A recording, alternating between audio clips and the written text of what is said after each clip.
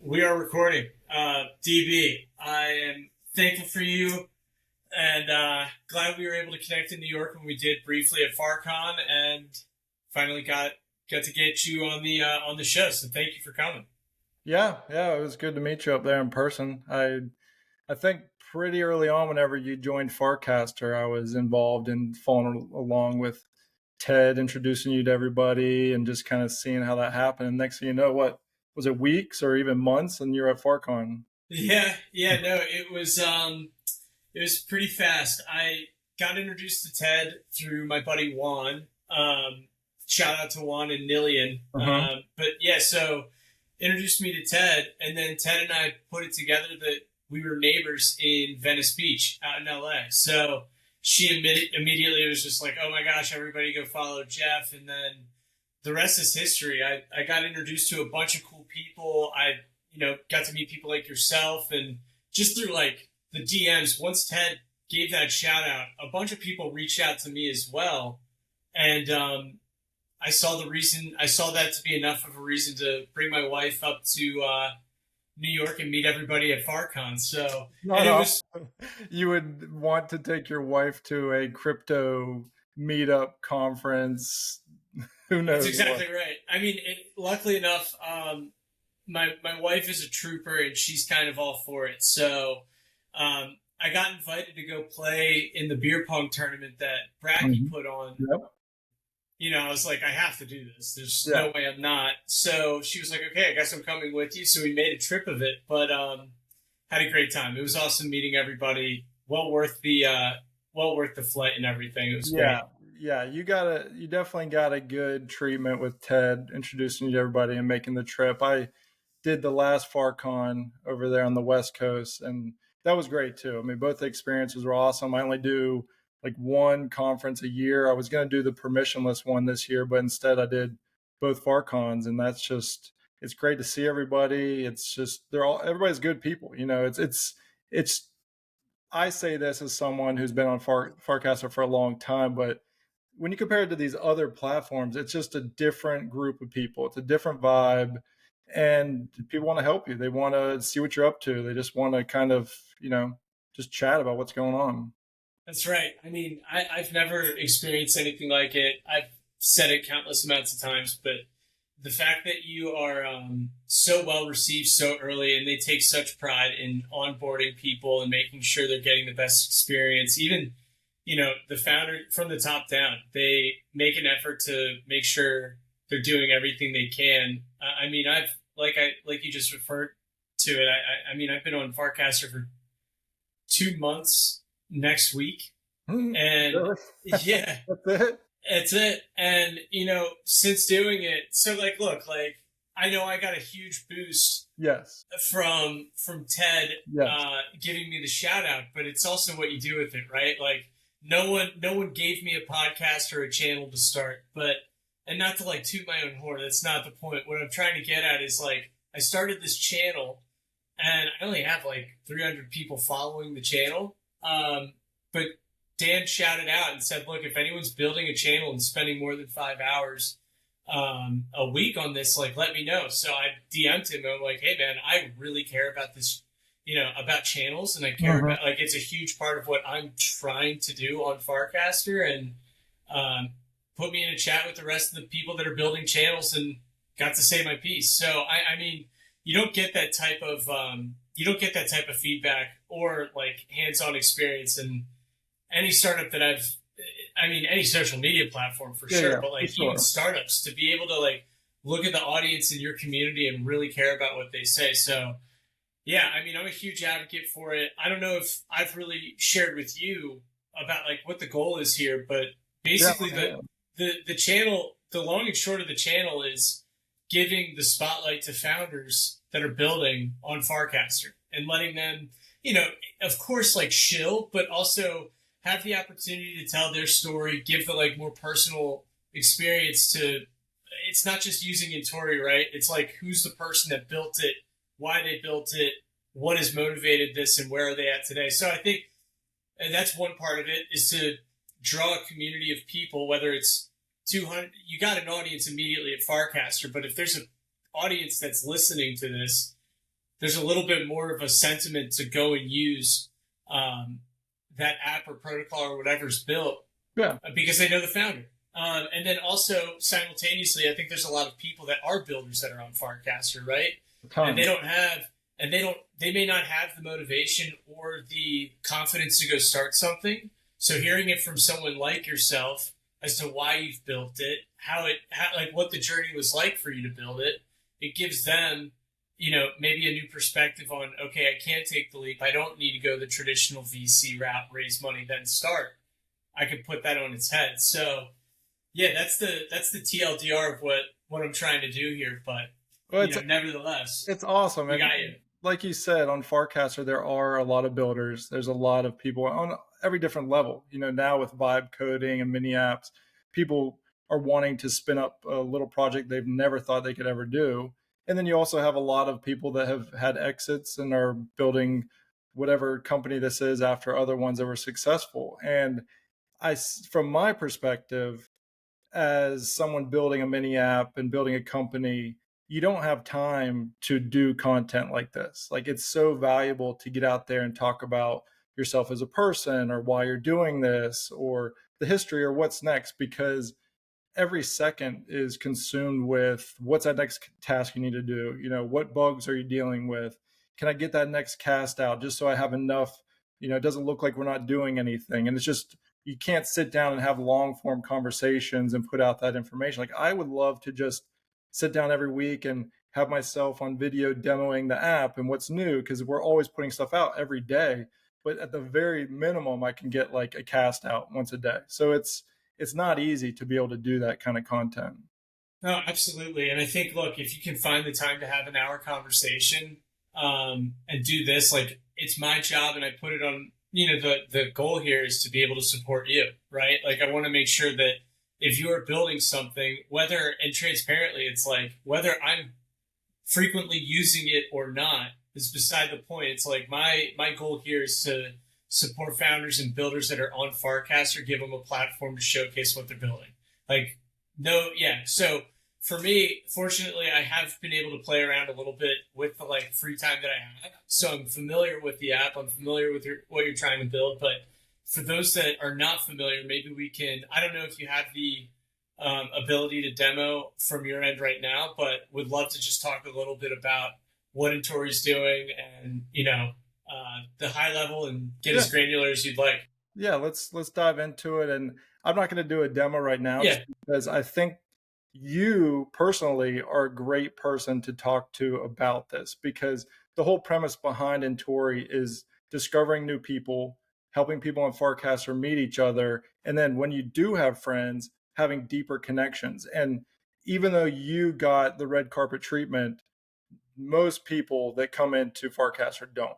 If you are putting out authentic content and you are trying and you know the right people, then you may get that handholding from Linda or from Ted, or there's advocates out there like Brad and others that are really pushing. You'll see these messages come out on Farcaster like, hey, it's my welcome first day. This is my friend. This is a little bit about me. And you'll see 20, 30, 40 people jump in like, welcome. It's pretty much the same people, but those are people that have strong networks. So that's awesome. And I love seeing that. And I think that that's necessary to continue to expand Farcaster, because in the grand scheme of things, the network's pretty small compared to these other social networks.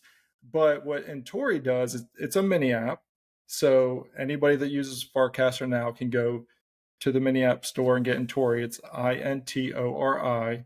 Actually stands for Inter Origins. I could talk about that later. But what it does is you instantly jump into the app and you're asked a few questions.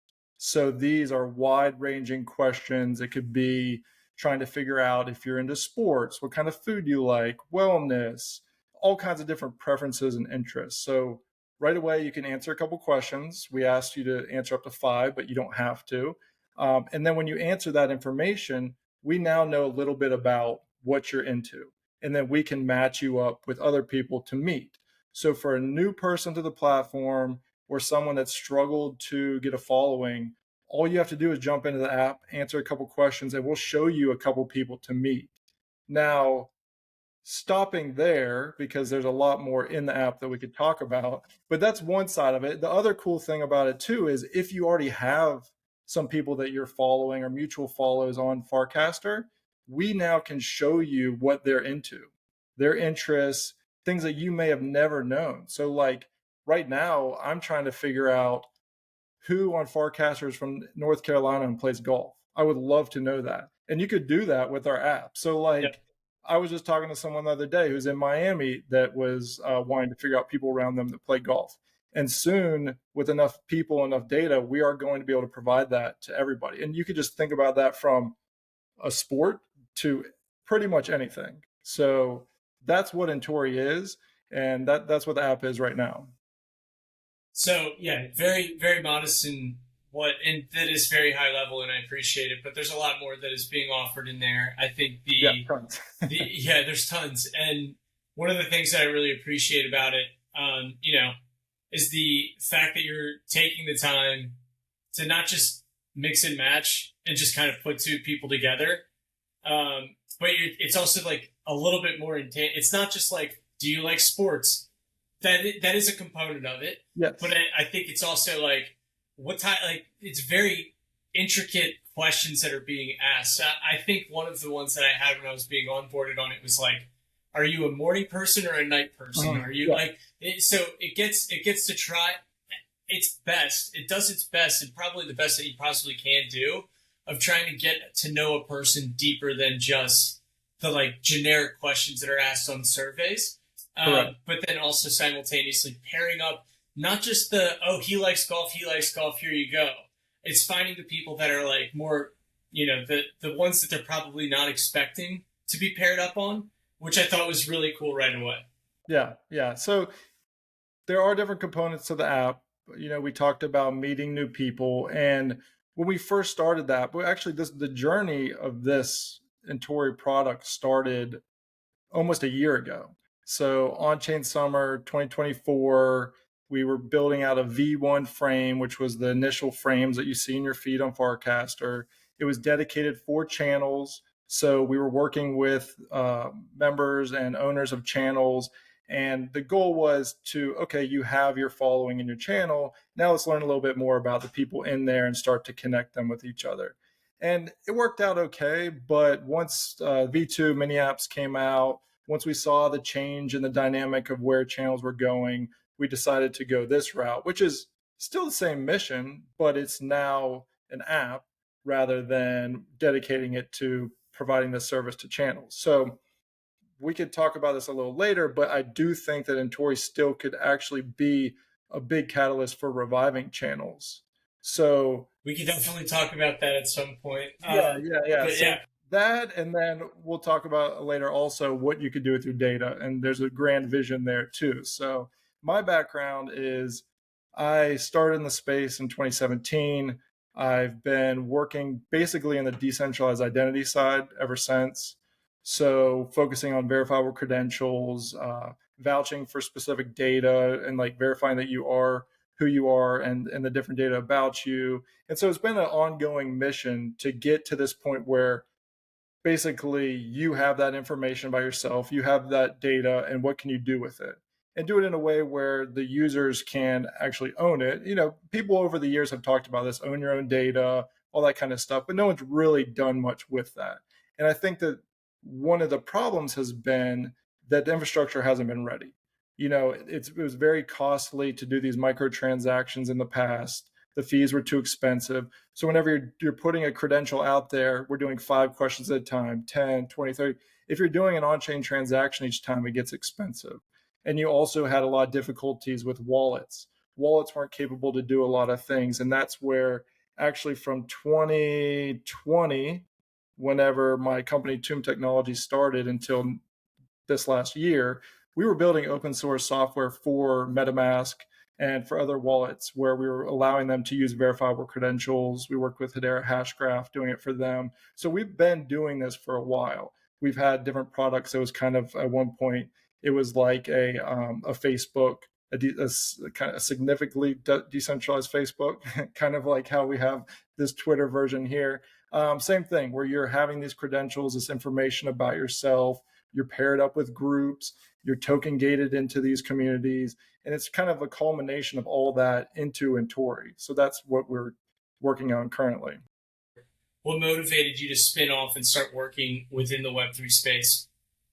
Yeah, so going back to career beginnings, I got out of college with a finance degree at the peak of the financial crisis, 2008, 2009. So, first job out of college was working at a century old institution, a bank. Within a few weeks, the FDIC came in, took it over. All the suits came in, cleaned it out. I was in the accounting department. So, until my severance started, I was standing at the copy machine, copying defunct mortgages. So I had a little chip on my shoulder from the very beginning with how the institutions and banking was operating. And that's one side of it. Luckily, I made my way directly into internet marketing agency, worked my way up to the VP, CFO there, and kind of overlapping during that time period, my wife and I started e-commerce business. So now I have experience in internet marketing, the finance background, and then for several years we were actually importing goods for babies, swaddles, onesies, and we had a give back program. So always in my businesses and what I've been doing, I've been thinking about how can I give back? How can we do good? And so we were giving blankets to children in need whenever purchases were made. So we sold that business after several years, and on the tail end of that, we were one of the earliest Coinbase Commerce customers. So we were taking crypto payments at that time. I think it was Bitcoin, Litecoin, Ethereum, just a few of them. So I was a little bit familiar with crypto in the space, and we were selling our business.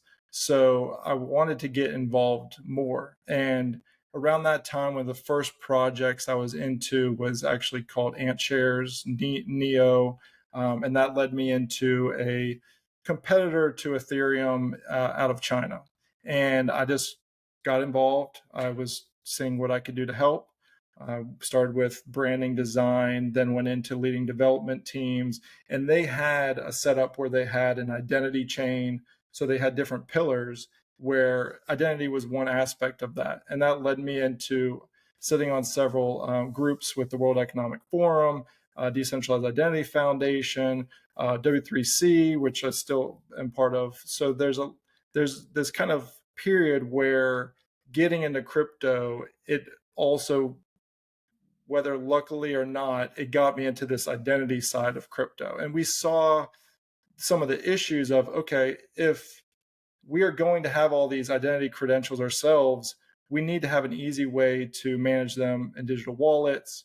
There was a need for developments there, so we got into that side of it. And now finally, you can actually do something with this data. There's ZK proofs, there's credentials, you have your wallets, transactions are cheap. So now it's like at the beginning of this year, my co-founder at the time stayed with Hedera, and I've set out to focus full time on Intori. So since the beginning of the year, it's myself and other developers solely working on this product. So you and your co-founder, so your co-founder's still with Hedera? Yeah, he's with Hashcraft. Okay, so you were under this like impression, I would assume, then at the beginning of starting Intori, like this is going to be an application that is focused primarily on the verification of who that individual is, like what their identity is, what information that is affiliated with them, and like you're just pretty much building a database for these individuals, but they have sovereignty.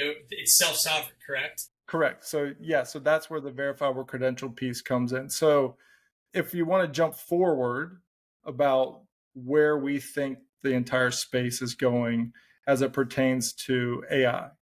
So you have these things now called they are these new things with AI that came out with Anthropic not that long ago, where now you have these services. If you're going to have multiple AIs communicating with each other, you need to have some form of facilitation in between. So not only are you going to prompt to tell an AI to do something for you, but you're going to need to have that AI communicate with a business or service AI. And in the middle, you're going to have your identity component. You're going to have your data store. You're going to have all this information that's set up in a standard to where they can communicate with each other. And I think that two of the biggest undervalued components of that are the identity and the wallet piece, but then also the data piece, because what you're going to have to end up doing is providing additional information whenever you have those things happen. So, take for example, if you wanted to book a hotel or go on a trip, you can't simply now just say, I want to go on a trip, book me that on these dates, because it doesn't know enough about you. So, take for example, if you were using your data store in Intori, by answering enough of these questions, it would know what type of location you want to go to, because we ask if you prefer to go to a beach or mountains.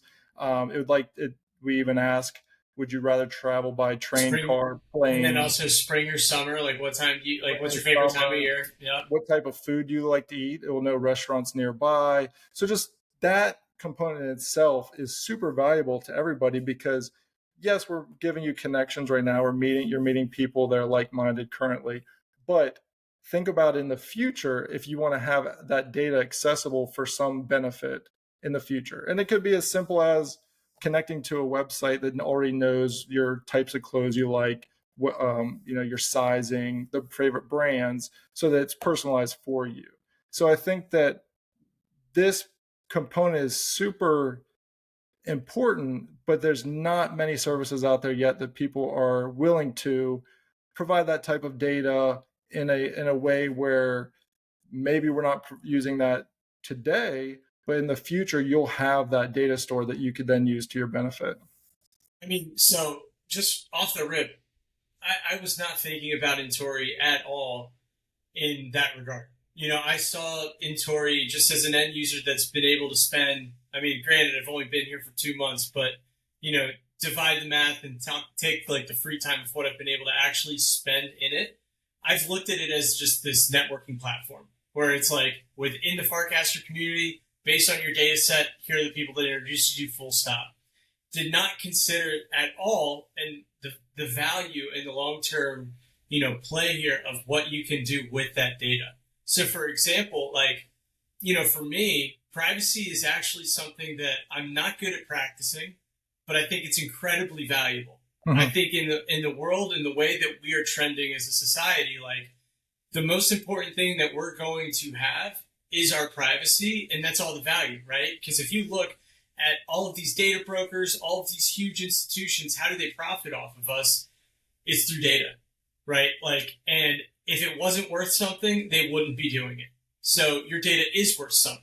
Correct. So for something like Intori, where I am providing this information, I am submitting to these surveys, and I'm like participating, the one thing that I would, again, this is just all preference and not to derail this entire conversation with like political or philosophical perspectives, but it's like, if I am an individual that is participating in this, I like the ZK proof aspect of it, where it's like, I just had a call the other day with a founder talking about the capabilities with like ZK TLS and ZK proof and how it can be applicable in real world experiences. For example, if I am a above 21-year-old and I want access to a bar, no longer are there passbacks and fake IDs and any of that. It's just simply like having your wallet attached to your identity, being able to scan your in, and they don't need to know what your address is. They don't need to know anything other than the specific data set, which is this validates that I am above 21 years old. You don't need to know my address. You don't need to know I'm like a blood donor or an organ donor. Like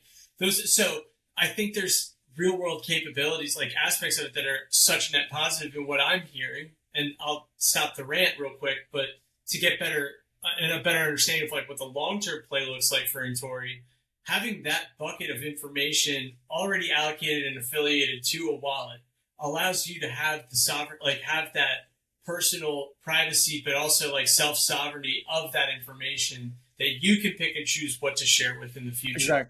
Exactly. And you hit the nail on the head, because that's what we've been working towards for a very, very long time. And there were companies along the way that would ask you basically surveys that they would then sell as a marketing piece or like metrics to other companies, and you get like a gift card. Like that stuff did happen. But what you need to realize is that we're moving towards a world where you are going to be engaging with bots, and you're going to be engaging and owning multiple agents, and they're going to be engaging with each other.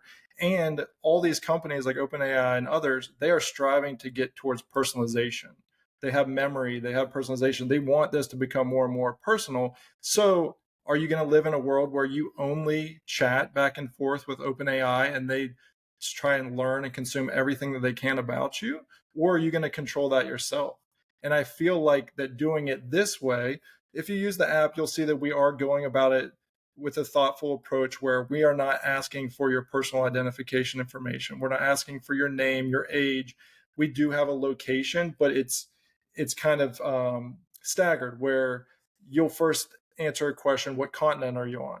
And then it'll ask you, okay, what country are you in? And then state, and then nearest city. So if you want to get down to that point, which the closest thing we say is nearest city, you're not disclosing exactly where you live, because localization is very important for connections. So like if we can match you up with someone nearby in the vicinity that has multiple things that are similar to you, that's important to you. But we're not going to ask you for your home address and stuff like that. I feel like, yes, we could have a verification piece in the future, but I don't really want to be that component. I think there's enough companies out there now. There's World doing their orb thing. There's all these other companies that are focusing on proof of humanity. But we want to be that personal data store. So you are, in a friendly way, providing information, meeting people, seeing what you have similarities with other people. But then, okay, now you have this. Can we give it to you in a way that you can use it to your own benefit? And one thing that's really been a part of my whole ethos about building all these years in crypto is, I want people to interact with services, interact with companies, other people that don't have a reverse incentive. You are now using these other social platforms where their incentive is to keep you on that platform as long as possible, keep your eyes on their platform, and to keep your data inside of their silo.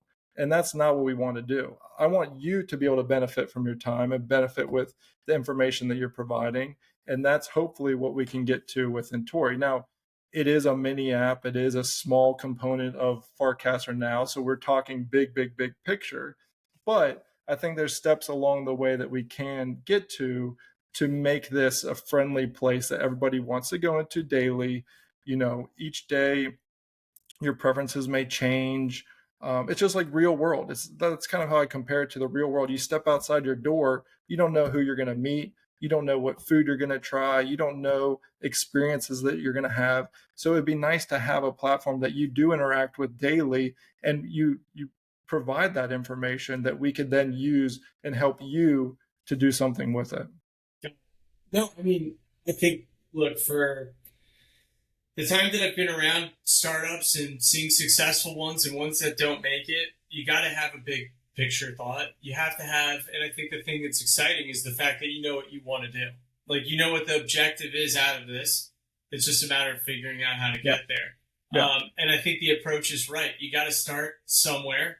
And I think using this as a networking platform, like within the network, is great, because it's allowing you to, one, you're getting an understanding of like who your end users are, like who's retained, who's falling off, why are they falling off. Like, that's where Farcaster, I think, is really special, is you're immediately getting that audience that does understand how to use a wallet, that does understand, like those little components that you can't go test out in the real world right now. I hate to even say the real world, but you know what I mean. But like, the thing that gets me excited about Intori are all the capabilities of like truly being a protector of data and understanding like that each individual is being rewarded for the data that that you're sharing. So like, for me, I'm trusting Intori with even though they seem so simple and it's so innocent of like, I like the spring. You're already adding up what all of the institutions that already exist have on me, whether I'm aware of it or not. So I think the transparency component, at least from an end user's perspective, is like really important. And for me, it's exciting where it's like, this is what we're set to do. Like build the database with us, Mm-hmm. allow us to like be the shepherd for you into this new world that we're walking into, and like protect your data.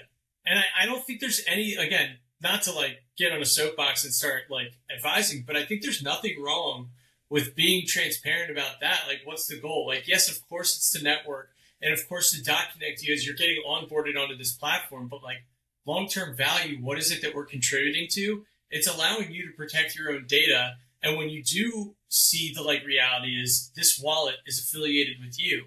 And because of that, when you start purchasing things online, when you start interacting with other like social clubs where wallets are going to inevitably be adopted, you get to pick and choose what elements are shared with others. And Tori is the, again, correct me if I'm wrong, but that's how I'm seeing the long-term value of Intori, is that you're going to be this like gatekeeper from all of the like institutions or other individuals. Correct. And obviously this is further down the Of road. course. So there's no specifics, but I'd like to think of it in maybe as like if you're familiar with a plaid, where you are interacting with these different websites or companies that need access to your banking. They need to confirm that you have your balances or your accounts or whatever. So maybe you're interacting with these companies and you're connecting to Intori, and then you consent, okay, it's an athletic website or company, so you can now have access to my athletic topic data.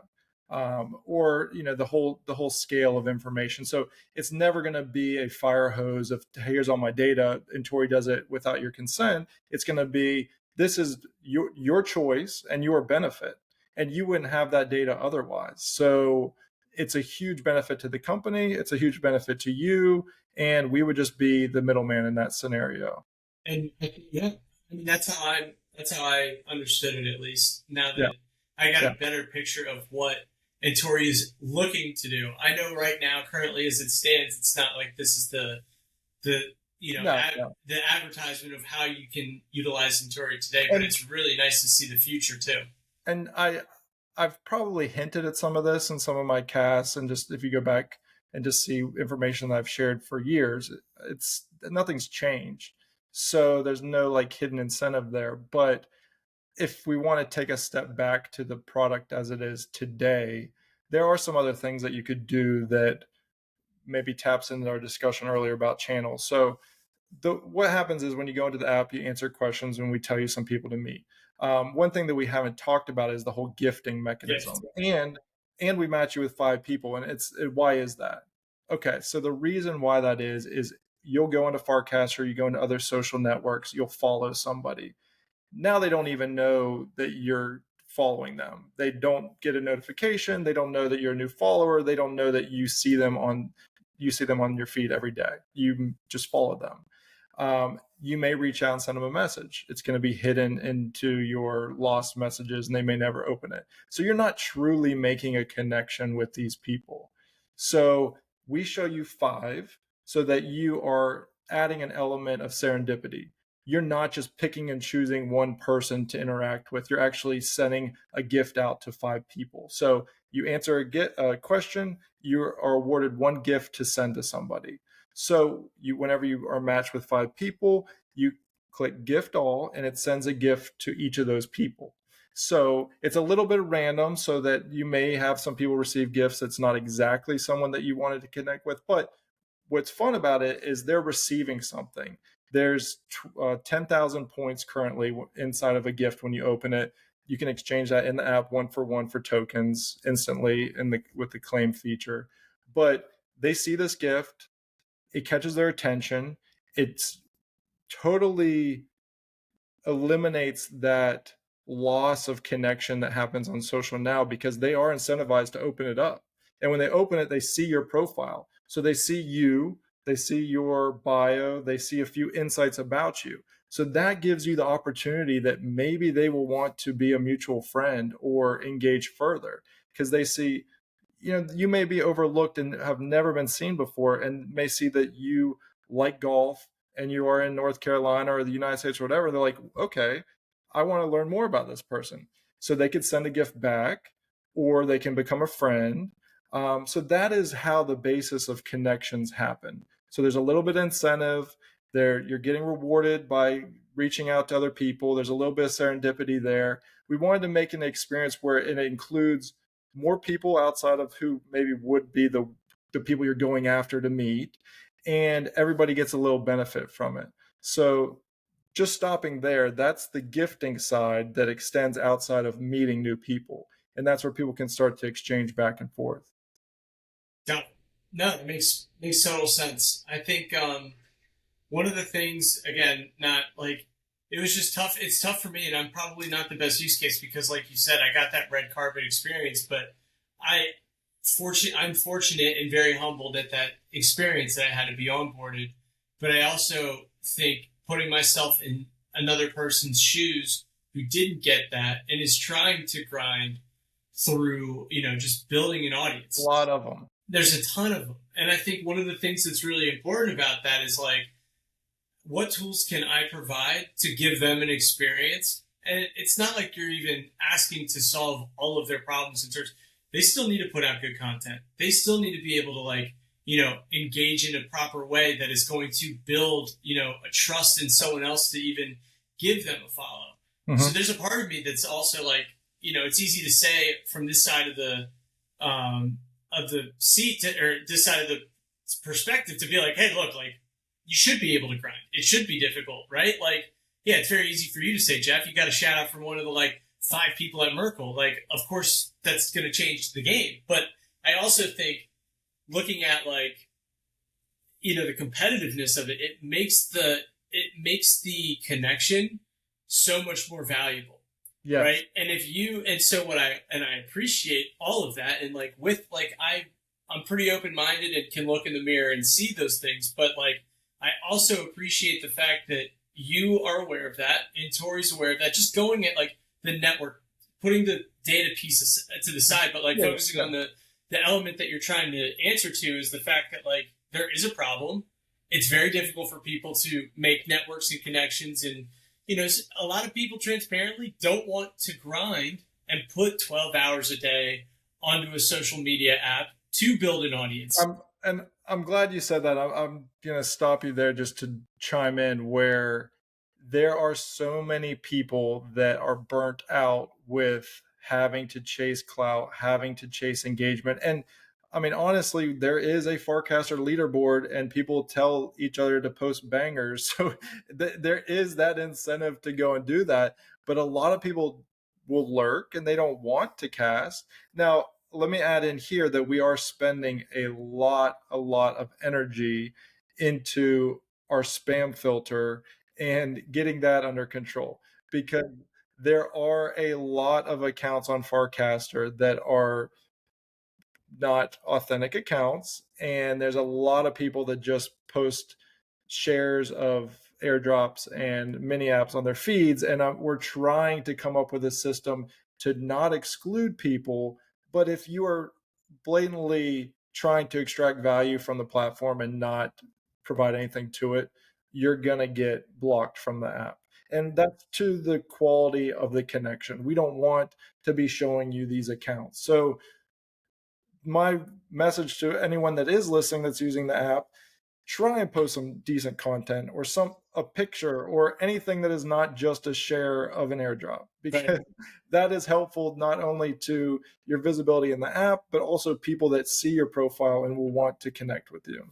Yeah, and just to piggyback on that, even from where I sit, there's plenty of people that try to engage with me or try to get me to follow them and stuff. And again, I've been here for 2 months, dude. I'm not some key opinion leader. I'm not some influencer. I'm just somebody that really enjoys the app and wants to give a platform for people like yourself.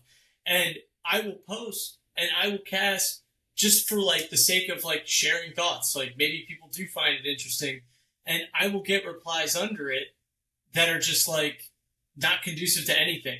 Yeah. And then if I don't engage with that, they'll start chirping at me and saying this person. So I also want to share too, for the people that are trying to build a presence, there's a proper way of going about building. You still have to be a human being.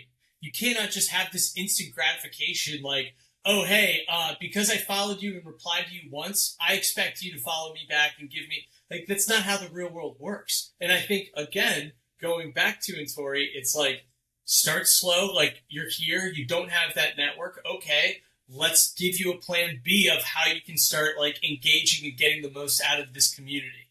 And I appreciate that.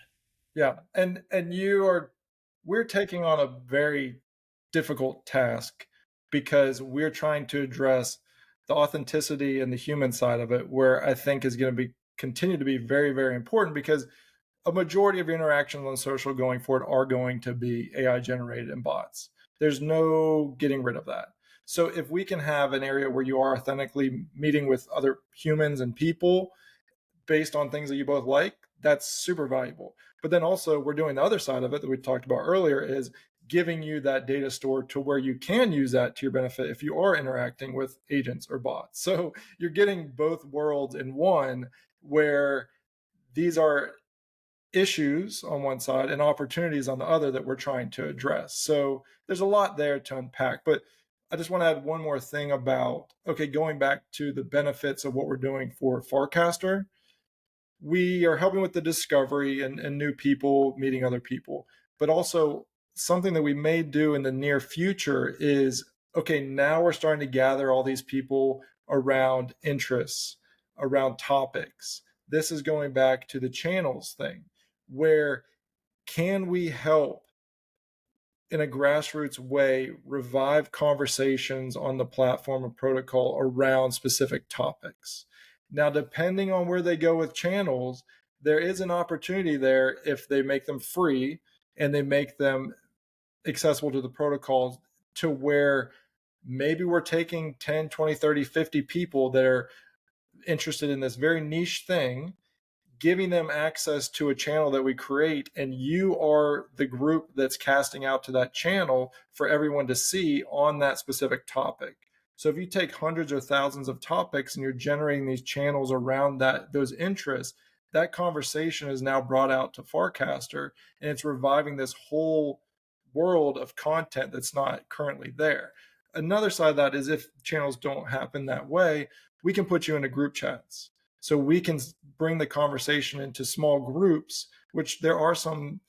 I'm in some group chats, Club Ted's one of them, where I would not have been on Farcaster as much as I was last year if it wasn't for being in that group of 50 people, just having conversations on the platform that were about anything. It's just this group that keeps you together. So it would reduce some churn. You'd be with your people and you'd be having conversations that then flood out to the protocol and into CAS. So I think there's something that we can do there. It's fantastic. And I think this is so I'm glad you're bringing up the channels element, because I do think that there is, like there's conversation surrounding channels right now and what to do with it. And I don't think that's a secret. Like, they are potentially getting rid of channels. And for me, it would be a detriment to what I'm trying to build, right? Channels are great. I still cast to channels all the time.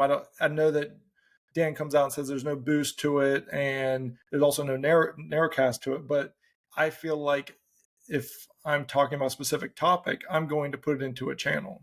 Right. And I think and look, like, not to just completely bash on the idea of getting rid of it, I get it. Like, if you are not generating net new users and channels are actually a detriment and it's making you lose users, then I see why this is actually a part of the conversation. For me personally, I was onboarded 2 months ago, figured out pretty quickly what a channel was, how to use it, and then also started my own. So okay. I think that like, yeah, it's give and take. I may be an anomaly in that sense, but like, I see the value of it. If it doesn't work out, are you suggesting that Intori could be the solution, where it's like, hey, we're going to archive, or we're going to go through the archives, look at the subjects that like were of value and trending, bring them back, and then based off of the people that were speaking on these matters, if they are an Intori user, we can throw them into group chats, and maybe that's a more intimate and more productive way of retaining an audience that's on Farcaster. Well, I know, because we're already doing this, that we can group people around topics. So you can go into Intori, you can go to your friends page, and there's a filter, and you could pick a topic that you want to look at and see your friends that match in that topic. So the next thing is going to be answering your question, what do we do with that? We're going to either put those people together in group chats or put them somewhere on the platform where they can have conversations. And if that's channels, I think that'd be a great place for it, because we have plenty of topics and then we have groups of people that want to talk about those topics. So why not put it out there to where everyone can see? So yes, I think that that's something that we can do. And we're Because already you're having doing what? because you're doing it. Yeah, when we're starting it, we're just not putting people out there in those groups yet. Right. So what is the so enlighten and forgive the ignorance here, but like let's just say for example with Startup Radar, Mhm. I am trying to build an audience. How can I, as a host, community leader, owner of the channel, like how can I better leverage Intori today to invite an audience to Startup Radar? Yeah, that's a good question. Like I said, we did move away from being a channel specific product. So that was our original intent, to be helpful to you. Now, what you could do as a user, you could get into the platform and you can send invites out to the people that are in your channel and have them also use Entori. And then if they're your friends, you can see information about them and insights and sort through the filter and figure out what they're into and then have conversations based on that. So that's something that you can already have insights into the people that are in your channels. I've had several developers reach out over the past couple of weeks with interest around having access to build their own products around the information that we have. So that's something that may happen in the future, to where there can be products built for channels, tooling that accesses that information. Again, that's just an idea. We have no plans right now to provide that access. So right now, the best thing you could do is just get your members of your channel on Entori, be friends with them, and then see what you guys are into, and then we'll put you into some type of a grouping. Got it. Understood. Yeah. So I'm going to switch gears here a little bit. I know we've kind of scattered around, but I would love to learn more about like going back to when you and your co-founder, kind of went and diverged into different paths.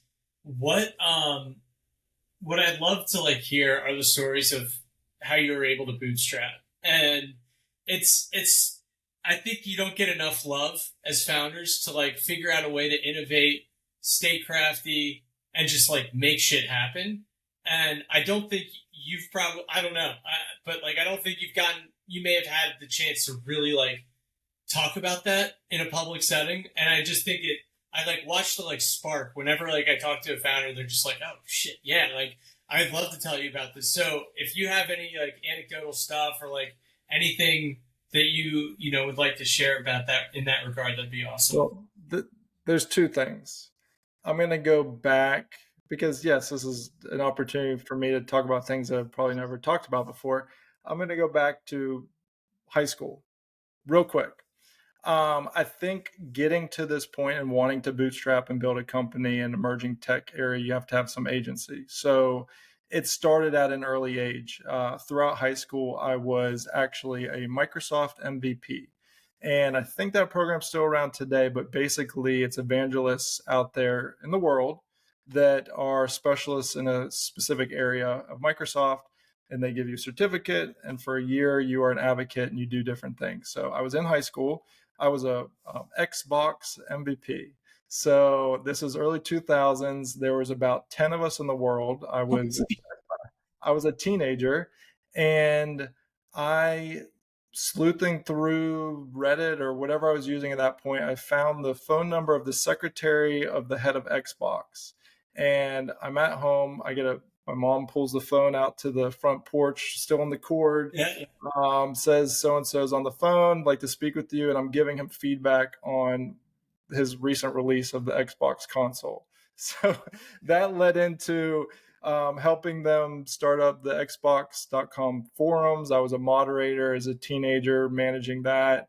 flew me out to Seattle, to the offices, to LA for E3 to host Xbox Live coming out, beta testing stuff. So I was in it early on with a passion for something I was into that you just basically have to take the leap to do it. And throughout my life, that's kind of where what's that and chip on my shoulder from my experience, short experience in banking, has led to wanting to bootstrap and do the stuff I'm doing now. So it's not easy at all. Um, I could probably pull my wife up here to add to it, and the kids are actually kicked out of the house right now, so it's quiet enough to have this conversation. But every single day is not easy, and you have to you sleep, eat, and chew glass around your idea and your product, and you have to make sacrifices. And the comfortable thing that would have probably been the smarter thing was to keep doing what we were doing, getting grants, building open source software while on the side working on different products. But to get to where we've talked about where I'd like this product to be, it required me to take this path on myself. It's what I do 24/7. I have a great developer on my team, and we're doing it. So I obviously can't afford to pay to do this forever, bootstrapped. So we are going to have some monetization to the platform, but I think that this is the way that I had to do it. I don't have VCs telling me what to do. We're trying some things out that aren't, traditional ways of doing things, but we're looking far ahead. So it's the choice that I've taken, and there's sacrifices, but I think the benefits are going to outweigh those. Yeah, no, absolutely, and thanks for giving some insight. I appreciate it, and I really admire anyone that's trying to take on a new venture, and it is not easy at all. And I can't even. The one thing that I will say is like the capital raising element is probably the most difficult thing I've ever had to experience in my career. Mm-hmm. And I think it's so complex, but at the same time, another shameless plug for Farcaster is like they allow you an opportunity to build an MVP at a fractional cost. Correct. And have an audience that will immediately give you an answer if this is a viable product or not. Right. And so for me, it's like, if only I started that company, at this point and not then, and not to even go that route. But like my point being though, is the fact that the resources and the capabilities of doing it, it's not impossible anymore. Like no. It's the margin for error and like the likelihood of success were like barely a percentage point. If you are a first-time founder, bootstrapping and trying to raise capital for this idea that you have. But I think with a platform like Farcaster, you're able to see a product and see right away if it's worth exhausting all of your time, energy, and resources into that. Yeah. So it's for you, I mean, it's got to be a little bit easier than it was 4 or 5 years ago prior to. It would not have been possible a year ago. Right. There's nowhere else that you could go to have essentially free on-chain transactions, a wallet accessible to you, a network to test on, mini apps that could be spun up instantly. And my other coworker is AI. So I'm having, strategic conversations with an AI and facilitating plans to hand over to a developer to what would have taken me weeks, months, and teams to do in the past. So you can do it. And I think that it's worth trying. Now, one caveat to that is that there's a lot of ephemeral products out there that are just one-off mini apps, and that's fine. And you can get attention, you can come and go, and to take it to the point where we'd like to have it, where you're expanding outside of Farcaster into a hybrid app, into other networks, that's a little bit more thought and cost and time involved. But to get those first 1,000 users, that MVP, it did not require much. Exactly. And I think that's the benefit, right? It's right there. And for you and like where you're sitting, Um, do you think that it's in the cards to then go down a route of having to go do that capital raise and like going the traditional VC route and getting that attention? Yeah, yeah. I definitely would like to speak to some angels at some point, because I can't sustain it myself. And the unfortunate reality of this space is that there's a lot of extractive tendencies to where you can get money through tokens quickly, but a lot of times it's in a way where it's not to the benefit of everybody on your platform. And even though we do have a token and we do provide that token to people that are using the platform, it's not there to be a fund for our ongoing future development. It's a So community token. correct. So it's a product coin. It's for use on the product. So we're not looking at it in a way where this is going to be our only way of growing a business around it, because I don't want it to be a 2-3 person business. I want this to be a very large business, and it's going to need some capital at some point. No, I mean, I think that's all very exciting. And thank goodness that you've found a place on Farcaster and you've been able to test it out and know that this is feasible and you made the right choice. No, especially with the long term play. I think that's so exciting and encouraging, and someone's got to do it. And I'd prefer it to be someone that is Web3 native, someone that is not going to be malicious with my data, that understands the, like, what it looks like on the outside of how they're using it currently. So it makes sense. It's really encouraging, and I'm looking forward to the next iterations. Do you have anything that's going to be coming out soon that you're going to be implementing? Yeah, so we are pushing updates pretty much every day. We recently released a feature called Boost, which is really cool, where whenever you go to answer a question, if it's one that you want people to see, you pay to boost it for 24 hours. It now shows up to all your friends in their feed. It shows up now you're the top match with that insight. So it's pretty cool. That one's a cool feature. We're going to be doing more. I can't disclose everything that we're going to be doing. But depending on when this is released, we're going to start to do a little bit more marketing. We're going to start to expand outside of this original base of users and do a little more outreach there. So I think that when this comes out, you'll see a lot more about Intori. We've kind of been under the radar, but I think that's going to change. So, not to pry too much more, but you're looking at, I would assume, other social media platforms to start pushing, or is it going to stay on Farcaster for? We're pretty Farcaster native. Okay, We're looking to communicate with some other platforms for extending outside of Farcaster. got it. That's good. That's good to hear. But awesome. Are there any other things that you can plug? Anything that you got in mind that you'd like to share? The biggest thing for me is just to get people to go in and try out the app. It's there. We're normally in the top 30 apps. We're super excited and building us out towards the launch of going fully on Coinbase Wallet, because that's hopefully going to extend our reach far outside the current base. And just get in there and use it. Connect with people. I'm always available. We're going to be pushing out new stuff all the time. So it's an exciting and fun time to get involved with what we're building. Amazing. Well, that's perfect timing. We're coming up right on the hour. Yeah. But yeah, no.